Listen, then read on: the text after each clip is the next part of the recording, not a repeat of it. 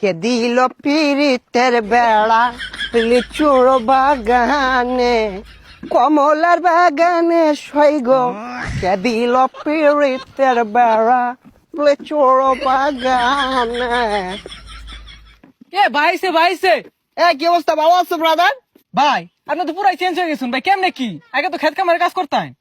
আরে ভাই অতীত নিয়ে টান দেও কেন ভাইয়া? তুমি একটা চাকরির কথা বলছিলা, চাকরি করবে নাকি? সেনাবাহিনীতে ঢুকাই দিই তোমারে, উচ্চতা তো ভালোই আছে তোমার।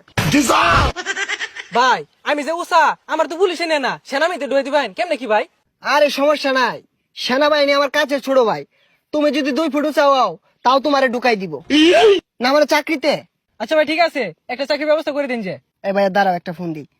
হ্যালো কদম আলী, এই মুড়ে আমার গাড়িটা নিয়ে আসো তো। কি কোন ভাই এই সিফার ওটা এত বড় গাড়ি ঢুয়াইতেছেন ঢুকবো? আরে সমস্যা নাই, আসলেই দেখতে পারবা।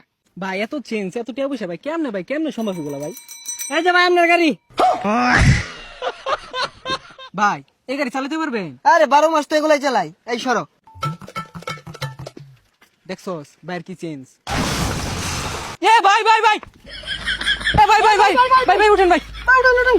না সমস্যা নাই, এই ঢাকা শহর রেস করি তো, এখানে ফাঁকার উঠপায়া এই গাড়িটা একটু পাকার দিকে চলে গিয়েছিল। এই তোমরা এক কাজ করো, গাড়িটা গ্যারেজে পাঠাই দাও, সমস্যা নাই।